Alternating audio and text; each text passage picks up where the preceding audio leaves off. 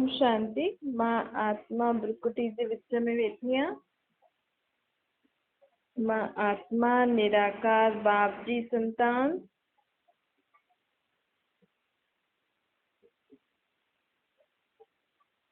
मां आत्मा हाणे बाबा खे यादि थी करां। बाबा जा मां वाक्य थी ॿुधां। ओम शांति। अॼु मिठा मिठा श्री बाबा ब्रह्मा जे तन द्वारा थियनि था मीठे मीठे बच्चे। तव्हां ॿारनि जो हाणे संग ॾाढो सुठो हुजणो खपे। बुरे संग सां रंग लॻण सां तव्हांजो इहो बुरो हाल थियो आहे न। बाबा चईंदो आहे इहे सिनेमा आदि ॾिसण छॾे ॾियो। ये आदत ॾाढी गंदी आहे। ये सिनेमा ॾिसण सां ई असांजो बुद्धि परिवर्तन थी वेंदी। सिनेमा ॾिसण जी आदत पइजी वई पोइ सोच कर्म बि अहिड़ा थी वेंदा आहिनि। ये टीवी आदि में जो बि ॾेखारींदा आहिनि, असां त चऊं था थोरी देरि ॾिसूं था मूड चेंज, लेकिन उहो ॾिसंदा आहियूं त उहो असांजे बुद्धि में उहे सभु ॻाल्हियूं वेही रहियूं त असांजा कर्म बि ओड़ा थी वेंदा आहिनि। इन करे असांखे अहिड़ी चीज ॾिसणी ई न आहे जंहिंसां असांजी बुद्धि ख़राब थिए। हितां जी हर हिकु एक्टिविटी ॾाढी गंदी आहे। इन दुनिया जो नाम ई आहे वैश्यालय। बाप हाणे शिवालय ते स्थापना करे न, हिन वैश्यालय खे पूरी आग लॻणी आहे। कुंभकर्ण जी आसुरी नींद में माण्हू सुम्हल आहिनि, कंहिंखे सम्झ में ई नथो अचे। दुनिया में अहिड़ा हालत हलनि था त बि नथा सम्झनि कि हाणे हिन दुनिया खे परिवर्तन थियणो आहे। जॾहिं परिवर्तन थियणो आहे त ज़रूरु परिवर्तन करण वारो बि आयो हूंदो न। बाबा चए थो तव्हां सम्झो था न कि हाणे असां शिवालय में वञूं था। पहिरियों असां बि बंदर सदृश हुयासीं न। बंदर में विकार ॾाढा हुया, असां में बि पहिरियों विकार हुया, लेकिन हाणे न आहिनि। हाणे बाबा खे यादि करे असां स्वयं खे संपूर्ण निर्विकारी था ठाहियूं। इन ते रामायण जी कहानी बि ठाही आहे, उहे सभु दंत कथाऊं आहिनि। बाक़ी ईअं न कोई राम सीता जे राज्य में ईअं न थियो हुयो जेको ॾेखारियो अथनि रामायण में। हाणे तव्हां परमात्मा जा मददगार ठहिया आहियो। तव्हां पंहिंजी शक्ति सां सतयुगी राज्य जी स्थापना था करो। शक्ति त ॾे थो बाबा, लेकिन असां वठूं था त असांजे थ्रू ई पूरी सृष्टि स्वर्ग थी ठहे न। वरी खां हिन रावण जी राज्य जो खलास थियणो ई आहे। ॾिसो हर 5,000 साल में हिकु बार रावण जो राज्य खलास थींदो आहे। इन करे त माण्हू वर्ष वर्ष रावण खे जलाइनि था। त असली में बि परमात्मा रावण जे हिन राज्य खे ख़तमु कयो हुनई। रावण सिर्फ़ु लंका में न आहे, हिन समय पूरी दुनिया में रावण आहे। त पूरी दुनिया खे बाबा जलाए छॾ। बाबा न जलाईंदो, परंतु पाण ई माण्हू ई लड़ी झगड़ी करे करे अहिड़ो समय ईंदो कि सभु हिक ॿिए जे मथां बॉम्ब शादी फिटी कंदा, ईअं सभु कंदा त आग लॻी वेंदी न सभु दुनिया में। इहो त माण्हू चयो अथनि शंकर जी अख खुलण सां विनाश थींदो, परंतु इनमें न शंकर कुझु कंदो आहे न परमात्मा बाप। पर बाबा असांखे ॿुधाए थो कि तव्हां ई लड़ाई कंदे कंदे हिन पूरी विश्व खे जलाए छॾो। त पोइ हिन खां पोइ हिते परमात्मा राम जो राज्य स्थापना थींदा। पोइ सोने ऐं हीरे जा महल आदि ठहींदा। बाबा चवनि था तव्हां ॿारनि खे मां अनेक प्रकार जी ॻाल्हियूं ॿुधायूं आहिनि। हाणे जेको मां तव्हांखे ज्ञान जो दान थो ॾियां, उहो तव्हांखे ॿियनि खे बि दान करणो अथव त ई वधंदो। असांखे त बाबा ज्ञान धन ॾे थो, लेकिन असां जेसि ताईं हुनखे ॿियनि खे न ॾींदासीं, स्वयं जे जीवन में कमु न लॻाईंदासीं, अञा ताईं असां हुन रीति दुखी परेशान थियूं था। असांजे जीवन में अगरि परिवर्तन न आयो आहे ज्ञान ॿुधण खां पोइ बि, परमात्मा खे यादि था करूं, एॾो असां ज्ञान था ॿुधूं, अगरि असांजे जीवन में परिवर्तन न आयो आहे त मतिलबु असां हिन ज्ञान जी ॻाल्हियुनि खे जीवन में यूज़ नथा करूं न। समय समय ते इन्हनि खे ॻाल्हियुनि खे यादि नथा करूं त जीअं अलमारी में असां नया नया कपिड़ा वठी अचूं, अलमारी में ई पिया हुजनि, पई पई करे छा थी वेंदा, ख़राब थी वेंदा आहिनि न। ईअं ई पाण अगरि रोज़ ॿुधी करे बसि सुठो सुठो चई करे छॾे था ॾियूं ऐं हुनखे सॼो ॾींहुं यादि नथा करूं, पंहिंजे कर्मनि में नथा लाहियूं, पंहिंजे दुखनि सां असां मुक्त नथा थी सघूं ज्ञान ॿुधी परमात्मा खे यादि करे, त पोइ हिन जो मतिलबु असां हुनखे कार्य में नथा लॻायूं। कार्य में बि नथा लॻायूं, ॿियनि खे बि नथा ॾियूं, त वधंदो कीअं ज्ञान असांजे अंदरि? जॾहिं ॿियनि खे ॿुधाईंदासीं, ख़ुदि धारण कंदासीं, तॾहिं त असांखे जीवन में असांजो परिवर्तन थींदो, त असांजी अॻिले जन्म जी कमाई थींदी रहंदी आहे। बाबा चए थो पहिरियों पहिरियों इहे रोज़ सुबुह जो सोचो कि अॼु मां कंहिंखे न कंहिंखे इहे ज्ञान जी ॻाल्हियूं ज़रूरु ॿुधायूं। पहिरियों पहिरियों इहे शुभ कमु करो, इन में तव्हांजो बि कल्याण अथव त हुनजो बि कल्याण आहे। कोई बि देहदारी खे यादि न करो। जीअं भक्ति मार्ग में माण्हू चईंदा आहिनि कि सुबुह सुबुह जो जेसिताईं भॻवान जो नाम न वरितासीं, पाठ न कंदासीं, तेसिताईं भोजन न खाईंदा। परंतु बाबा चए थो जेसिताईं कंहिंजो कल्याण नथा करो न, त ज्ञान जी ॻाल्हियूं ॿुधाए करे या स्वयं जो ई कल्याण नथा करो, तेसिताईं रोटी न खाओ। जेसिताईं असां कंहिंजो कल्याण न कंदासीं, तेसिताईं रोटी नथा खायूं। कहिड़ी बि देहदारी खे यादि कंदा आहियो त हिन सां समय ई वेस्ट थींदो आहे न। देहदारियुनि खे यादि कंदव त असांखे कुझु फ़ाइदो थोरी थो मिले, लेकिन उहो ई असां समय जेको सॼो ॾींहुं मन में हिन में असां ईअं कई ईअं कई, हिन मूंखे ईअं चई, हुनजे बदिले असां बाबा खे यादि करियूं, बाबा खे उहो ॻाल्हियूं ॿुधाए छॾियूं, त हुन सां असांखे शक्ति बि मिलंदी, थोरो सुठो बि लॻंदो, उहो ॻाल्हि बि थधी थींदी। जंहिंजे लाइ बि असां चऊं था उहो आत्मा बि उन आत्मा खे बि सम्झ ॾींदो आहे। हिन सां कुझु फ़ाइदो बि आहे न।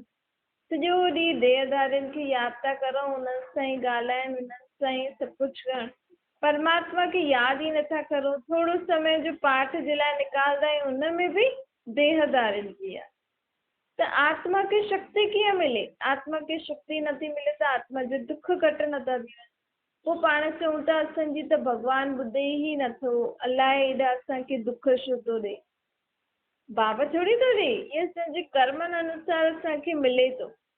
परंतु बाबा चए थो मूंखे निराकार रूप में यादि करण सां तव्हांजा इहे पाप घटिजंदा वेंदा। पतित पावन मां आहियां न, मूंखे पावन दुनिया जी स्थापना करणी आहे। मां हर 5000 साल में हिकु बार तव्हां सभिनि खे पावन ठाहे हिन दुनिया खे पावन ठाहींदो आहे। अंत मतेस्तु गति थी वेंदी आहे न, त कहिड़े न कहिड़े रीति असांखे कंहिंखे न कंहिंखे ज्ञान ॾियणो आहे। चाहे मन सां ॾियो, मन सां ईअं सोचो कि विश्व जी आत्माउनि खे परमात्मा जो ज्ञान थो मिले, चाहे मुख सां कोई कंहिंखे ईअं सम्झ ॾियो। शिव जे मंदिर में वेंदा आहियो त हुते ॿुधाए सघंदा आहियो न, शिव जो लिंग ई छो ठाहींदा आहियूं, शिव खे परमात्मा ई छो चईंदा आहियूं। ईअं ईअं करे कंहिंखे न कंहिंखे असांखे परमात्मा जी पहचान ॾियणी आहे कि हुनजो यथार्थ रूप निराकार, उहो असां आत्माउनि जो पीउ आहे, शांति जो सागर आहे, शांति धाम में रहण वारो आहे। उहो ई सच सच गीता ज्ञान ॿुधाईंदो आहे, उहो ई नर्क खां स्वर्ग जी स्थापना कंदो आहे। हाणे उहो ई परम पिता परमात्मा ब्रह्मा जे तन में अची करे असांखे सच सच गीता ज्ञान थो ॾे। ईअं ईअं करे युक्ति सां असांखे ॿुधाइणो आहे सभिनि खे, छो जे मनुष्य आत्मा ॾाढी दुखी आहे न, त असांखे सभिनि जो दुख दूर करण लाइ बाबा ईअं पंहिंजो मददगार ठातो अथई। असां त बाबा खे यादि करे दुखनि सां मुक्त थियूं था, लेकिन असांखे ॿियनि खे बि ॿुधाए करे उन्हनि खे बि दुखनि सां मुक्त करणो ई आहे न। ईअं ई त मदद थी न। बाक़ी इहो चई करे असां छा था चऊं, फलानो एॾो दुखी आहे, एॾो परेशान आहे। इन जे बदिले असां हुनजे लाइ सुठो सोचूं, मुख सां अहिड़ी वहिड़ी कोई ॻाल्हि न चइणी आहे कि ईअं न ईअं कई, हिन ईअं कई, हुन सां एॾो दुख आहे, हुन सां एॾो बुरो कई। इहो चइण बि असां पंहिंजे घर जो वायुमंडल ख़राबु था करूं। मन में त बाबा चए थो मुख सां न सोचणो आहे त मन में बि न सोचणो। एतिरो असांखे पाण खे शुद्ध करणो आहे वीचारनि खे। जॾहिं बि कंहिंजे लाइ कोई ॻाल्हि अचे तुरंत बाबा खे यादि करे पंहिंजे मन खे शांती ॾियो, उन्हनि जे लाइ सुठियूं सुठियूं ॻाल्हियूं सोचियो। न सभु सुठा आहिनि, सभु सुठा आहिनि, ईअं करे सुठा सुठा चईंदासीं त आपे ई ॻाल्हियूं सुठियूं थी वेंदियूं, आपे ई असांजो सभिनि सां संबंध सुठो थी वेंदो न। बाबा हाणे चए थो मां आयो हुअसि वरी खां पाप आत्माउनि जी दुनिया खे पुण्य आत्माउनि जी दुनिया ठाहिण। हर 5000 साल में मूंखे हिकु बार पुण्य आत्माउनि जी दुनिया जी वरी खां स्थापना करणु हूंदी आहे। बाबा वरी वरी ईंदो आहे, ये पहिरीं बार असां बाबा जो ज्ञान नथा ॿुधूं। हर 5000 साल में हिकु बार असां ईअं ई बाबा जो ज्ञान ॿुधंदा आहियूं। बाबा ईअं ई ब्रह्मा जे तन में अची करे असांखे एतिरो ऊचो ज्ञान ॿुधाईंदो आहे जंहिंसां असां आत्मायूं बि ग़रीब खां अमीर थी वेंदा आहियूं, त असांखे सत्युग में बि स्थूल धन संपत्ति बि मिलंदी आहे। आत्मा जो धन आहे ज्ञान गुण शक्तियूं, इहे बि आत्मा में अची वेंदियूं आहिनि। फिर असांखे स्थूल धन संपत्ति बि हुते सोने ऐं हीरे जा महल मिलंदा आहिनि। मां हाणे तव्हांखे ज्ञान जेको ॾियां थो, इहो मां कोई पुस्तक पढ़ी नथो ॿुधायां तव्हांखे। परमात्मा चए थो मूं में त ज्ञान आहे ई सही। मां हाणे जेको मुंहिंजी आत्मा में पाठ भरियल आहे, जेको ज्ञान भरियल आहे, उहो मां तव्हांखे ब्रह्मा जे तन में अची करे ॾियां थो। छोकी मूंखे मुख त खपे न। आत्मा शरीर बग़ैर कुझु न करे सघंदी आहे। आत्मा में सम्झ आहे, आत्मा में गुण आहिनि, लेकिन जेसिताईं असां कर्म न कंदासीं तेसिताईं कीअं सम्झ में ईंदो हिन में कहिड़ा गुण आहिनि, हिनखे कहिड़ी सम्झ आहे। अॼु माण्हू चवनि था फलाणो ॾाढो सुठो आहे, ईअं चईंदो आहे, ईअं कंदो आहे, ॾाढो सुठियूं ॻाल्हियूं ॿुधाईंदो आहे, लेकिन जेसिताईं असां ॿुधंदासीं न, उहो मुख सां ॻाल्हाए न, तेसिताईं माण्हू खे कीअं पतो पए कि इहे छा चईंदो आहे, कीअं चईंदो आहे। त हिन करे आत्मा में इहे सभु कुझु हूंदो आहे। आत्मा में जेको ज्ञान गुण संस्कार हूंदा आहिनि, उन्हनि जी पहचान शरीर द्वारा ई थींदी आहे। तो शरीर भी ज़्यादा महत्व आहे, आत्मा जो भी ज़्यादा महत्व आहे, लेकिन त बि असांखे मोह शरीरनि में न रखिणो घुरिजे। बाबा चए थो घड़ी पंहिंजे पाण खे चेक करो कि हाणे मां अगरि मूंखे शरीर छॾिणो पए त मूंखे हुन समय छा छा यादि ईंदी। बाबा त चए थो मोह कढो, अंत मते सुगति तव्हांजी थियणी खपे। त हाणे अगरि मूंखे शरीर छॾिणो पए त मूंखे छा छा यादि ईंदो, कंहिंमें मुंहिंजो मोह वेंदो, उहे सभु ॻाल्हियूं असांखे सोचणियूं आहिनि ऐं हुननि सां मोह कढणो, बाबा खे सभु कुझु ॾियणो आहे। छो जो असांखे सभिनि मां मोह कढी करे हिकु परमात्मा में मोह रखिणो आहे न। छो जो असां ॿियनि जे लाइ मोह रखूं था, ॿियनि जे लाइ सुठो सोचूं था, सुठो करूं था, लेकिन असांखे इहे थोरी सम्झ आहे कि हिन आत्मा पिछले जन्म में छा कर्म कया अथई। असां त हुनजे लाइ ॾाढो सुठो था करूं, लेकिन त बि हुन सां बुरो थो थिए, या त बि हुनजा संस्कार ॾाढा ख़राबु अथसि, कंहिंजे लाइ बि असां करूं था। त हिन करे असां हुननि में मोह न रखी बाबा में मोह रखंदासीं त बाबा खे त सभु पतो हूंदो आहे न, कहिड़ी आत्मा जा कहिड़ा कर्म आहिनि जंहिंजे हिसाब सां हुनखे हाणे दुख था ॾिसणा पवनि। असां बाबा खे यादि कंदासीं त बाबा हुन आत्मा जी मदद कंदो, हुननि खे दुखनि सां दूरि करणो। त हिन करे मोह कंहिंमें रखिणो खपे, हुन अविनाशी चीज में जेकी कॾहिं विनाश न प्राप्त थी। असां अहिड़ी चीजनि में मोह रखो ई छो जो अॼु आहे कल्ह न आहे, ऐं जे कल्ह न हूंदी त पोइ ख़तमु कुझु थी वेंदो, कुझु गुम थी वेंदो, कुझु टुटी पवंदो त असांखे दुख थिए। त असांखे अहिड़ी चीजनि में मोह रखिणो ई न। शरीर बि त विनाशी आहे न, आत्मा अविनाशी आहे न। अगरि असां आत्मा में मोह रखंदासीं कि मुंहिंजो आत्मा भाउ ॾाढो सुठो आहे, मूंसां ॾाढो सुठी रीति हलंदो आहे, मूंखे ॾाढी सुठी सुठी ॻाल्हियूं ॿुधाईंदो, सम्झो न आत्मा भाउ पंहिंजो शरीर छॾे छॾे, जे शरीर सां तव्हां सां उहो सुठो संबंध पोइ निभाए। अगरि हुन सां तव्हांजो हिसाब किताब हूंदो त उहो आत्मा भाउ वापसि खां ॿियो शरीर वठी करे तव्हां सां उन रीति ई सुठी रीति व्यवहार करणु वरी खां ईंदो। हिन करे असांखे शरीरनि में मोह न रखिणो आहे। कंहिंमें मोह रखिणो आहे? आत्मा में। आत्मा त न वरी न फलाने जो शरीर, फलाने शरीर छॾे छॾी।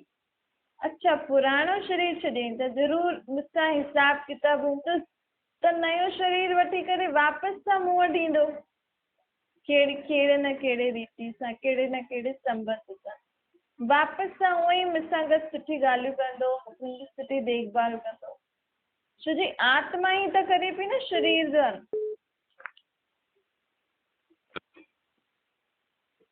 आत्मा करे पई शरीर द्वारा, त ॿियो शरीर वठी करे उहो ई आत्मा तव्हांजी उहो ई देखभाल कंदव, तव्हां सां उहो ई उन रीति तव्हांजी दिलि वठणु ईंदव।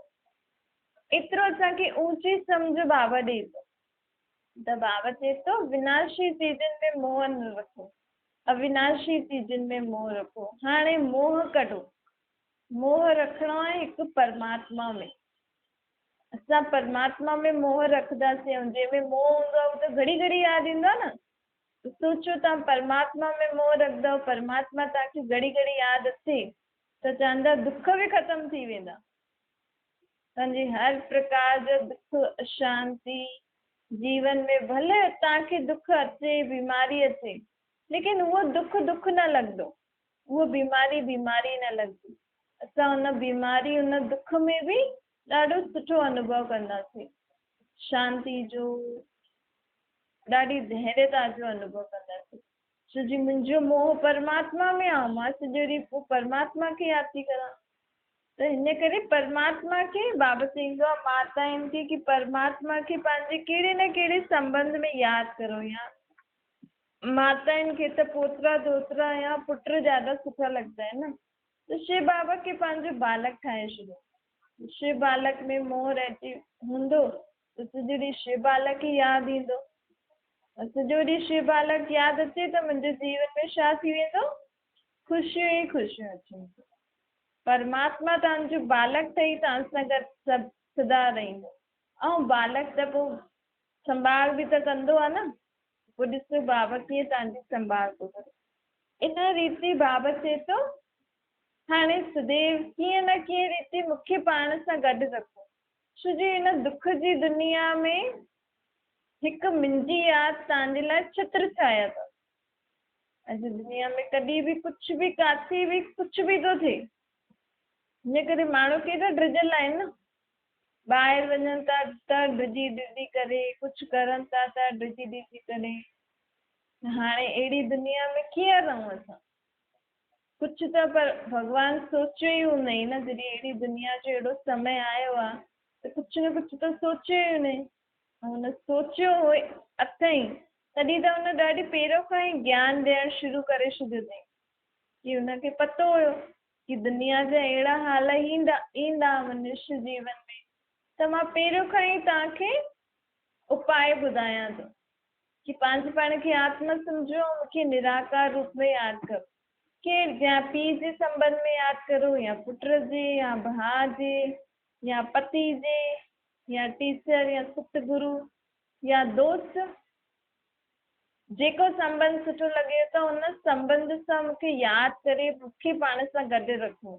त हिन कलयुगी दुनिया में जीअं त असां हुन छत्र छाया जे हेठि सदा सुख शांति में हो। बाक़ी माण्हू दुखी था थियनि, लेकिन असां परमात्मा जी यादि में सुख शांति वारो जीवन था जियूं। असां जियूं था त असांजो फर्ज़ु आहे सभिनि खे ॿुधाइणु, ताकी सभी परमात्मा जी छत्र छाया जो अनुभव करनि ऐं पंहिंजे जीवन में सुख शांति जो अनुभव करनि। पूरी कल्प में हिकु ई बार परमात्मा जी डायरेक्ट छत्र छाया असांखे मिलंदी आहे। ॿिए कहिड़े बि युग में, सत्य त्रेता में त असां भॻवान खे यादि ई न कंदा हुआसीं न। द्वापर कलयुग में असां भॻवान खे ॼाणंदा न हुआसीं, भक्ति में यादि ज़रूरु कंदा हुआसीं, लेकिन हुनजे बारे में कुझु ॼाणंदा न हुआसीं। सभिनि खां वधि ज्यादा मंदिर शिव जा ई ठाहे रखिया आहिनि, त बि असांखे शिव केरु आहे, किथे रहंदो आहे, उनजे बारे में कुझु पतो न आहे। ॿियो शंकर खे शिव सां मिलाए छॾियो अथनि त ॿियो ई मुंहिंजारो थी वियो आहे। हाणे बाबा चए थो इहो हिकु ई संगम युग जो समय ईंदो आहे जॾहिं मां तव्हां सभिनि खे इहो ऊच ते ऊच ज्ञान ॾींदो आहे, पंहिंजी छित्र छाया जे हेठि रखे तव्हांखे हिन कलयुगी दुनिया खां पार कहिड़ी दुनिया में वठी हलंदो आहे, सतयुगी दुनिया में। ॾिसो त बाबा ऐं असांखे घर वेठे बाबा मिलियो, माण्हू त भॻवान खे अलाए किथे किथे था ढूंढनि, अञा ताईं भॻवान सां प्रार्थना था करनि कि असांखे पंहिंजी छित्र छाया जे हेठि रखिजां, असांजा दुख दूर कजां, असां सां गॾु रहिजां। हिते त भॻवान ख़ुदि थो चए कि तव्हां मूंखे हिन रीति यादि करो त मुंहिंजी सदा छित्र छाया में रहंदो। घड़ी घड़ी चए थो कि ॿार पंहिंजी खे आत्मा सम्झो, मूंखे यादि करो यादि करो यादि करो, त तव्हां मुंहिंजी छित्र छाया जे हेठां रहंदव त सदा सेफ रहंदव, सदा सुख शांति ख़ुशियुनि वारी जीवन जींदव। ॾिसो सत्संग में त असां ख़ुशी में रहंदासीं ई सही, असांजे जीवन में सुख शांति हूंदो ई सही, लेकिन उन समय दुख न हूंदो त सुख छा आहे, सुख मिले थो उनजी बि अनुभूति न थींदी। हाणे दुख बि आहे ऐं बाबा असांखे सुख थो ॾे त पतो लॻे थो न कि हा इहे परमात्मा खे यादि करण सां सुख थो मिले, उनखे घड़ी घड़ी यादि करण सां उनजी छित्र छाया जे हेठि असां हिकदमि ख़ुदि खे सुरक्षित रखी वेठा आहियूं। त दुख सुख छा थींदो आहे उहो हाणे असांखे पतो थो लॻे, त हुन पतो लॻण जे कारण असांखे अनुभव बि थो थिए कि हा परमात्मा जी यादि में रहंदासीं त छित्र छाया जे हेठां रहंदासीं। सत्युग में त हूंदो ई सुख, हुते परमात्मा जी छित्र छाया न हूंदी, परंतु परमात्मा जी स्थापना की हुई दुनिया हूंदी त हुनमें त ऑटोमेटिकली सुख शांति आहे ई सही। दुख छा आहे उहो असांखे पतो ई न हूंदो, तंहिंजे करे अनुभूति न थींदी कि हा मां सुखी में आहियां। लेकिन हिते दुख मां निकिरी करे बाबा खे यादि कंदा आहियूं त जो अंदरि सुख शांति जी अनुभूति थींदी आहे त ख़ुशी बि थींदी आहे। त हाणे बाबा चए थो कि उथंदे वेहंदे खाईंदे पीअंदे बाप जी यादि में रहंदव त तव्हांखे ॾाढो ई सुठो लॻंदो, सुख शांति जी अनुभूति थी वेंदी।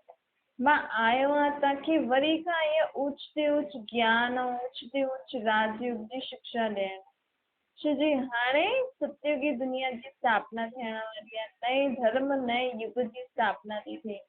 सचो सचो गीता ज्ञान मां हाणे ई कृष्ण जे 84वें जन्म वारे शरीर में अची करे तव्हांखे ॿुधायां थो।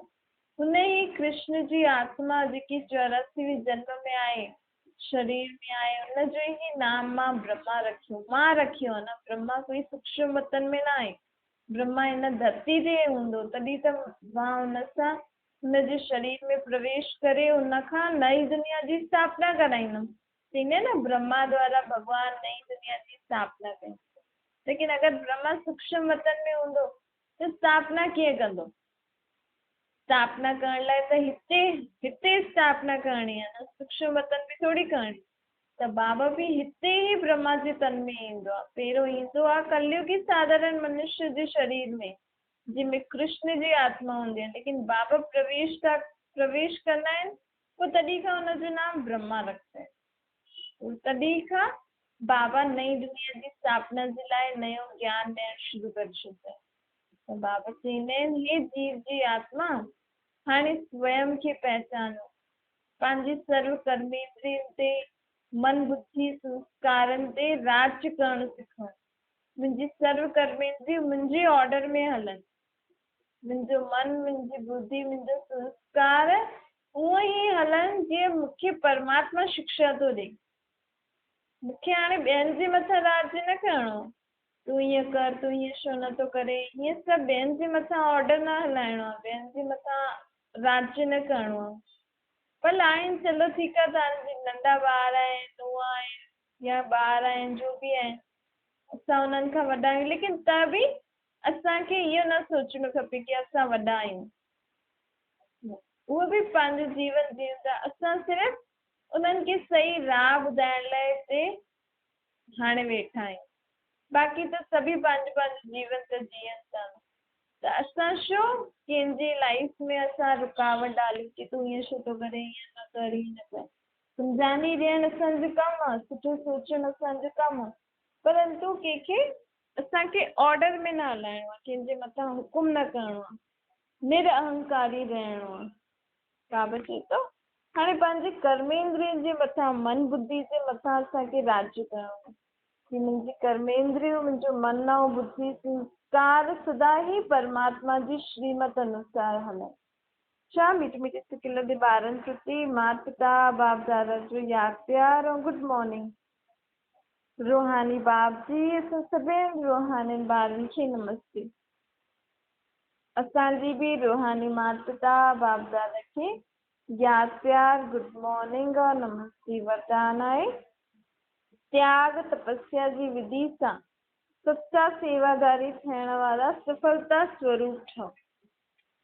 त्याग ऐं तपस्या ही सफलता जो आधार आहे। अगरि असां त्याग कंदासीं, कंहिंजो त्याग करिणो आहे? मांपन जो। मां ईअं हिन पन जो त्याग करो। और तपस्या कहिड़ी करणी आहे? जेको बि कर्म करो था उन में दृढ़ संकल्प करो कि मूंखे इहो कमु करिणो ई आहे परमात्मा जी आज्ञा। इहा तपस्या रखणी आहे। घड़ी घड़ी ईअं न, इहो थिए थो, अच्छा नथो थिए, चलो छॾो पोइ कंदासीं। वरी ॿियो कमु करो, उहो बि नथो थिए, उहो बि छॾो। लेकिन जॾहिं असांजे मन में दृढ़ संकल्प हूंदो कि न मूंखे इहो करिणो ई आहे परमात्मा जी यादि में सुठी रीति, त इहे ई दृढ़ संकल्प करण ही छा थी वियो? तपस्या थी वियो। त जॾहिं मांपन त्याग थी वियो, दृढ़ संकल्प कंदासीं त कहिड़ो बि कार्य असां करूं था, कंहिंजे बि संगठन में असां वेठा करूं था, त उहो सभु संगठन वो भी शक्तिशाली थी वेंदो ऐं कार्य बि सफल थी वेंदो। छो जी जॾहिं मांपन जो ख़तमु थींदो आहे न, त आपे ई कोई बि अगरि कर्म करे थो त असां हुनखे अॻियां वधायूं। न त कोई कमु शुरू था करूं त सभु मां करां ताकी मुंहिंजो नाम थिए, त उहो कमु सुठो थींदो? हाणे सभु तव्हां करे सघंदा आहियो? तंहिंखां सुठो त जेको बि कर्म करे थो, जो बि करे थो, उनखे सिर्फ़ु असां ॾिसंदा रहूं कि ठीकु रीति करे थो नथो करे। इन रीति जॾहिं असां मांपन खे त्याग करे सभिनि खे हिकु साथ वठी करे कर्म कंदासीं दृढ़ संकल्प सां, त असांजो कर्म सुठो थींदो ई। स्लोगन आहे संकल्प में बि कंहिंखे दुख न ॾियो। इहे ई छा आहे? संपूर्ण अहिंसा। असांजे वीचारनि में बि कंहिंजे लाइ दुख जो संकल्प न अचे, भई हिनखे ईअं दुख मिले, हिन में असां ईअं कयूं न, हाणे हिन सां ईअं थींदो। अहिड़ा दुख वारा संकल्प असांजे मन में बि न अचनि, तॾहिं असां छा कहलाईंदासीं? संपूर्ण अहिंसक। छा?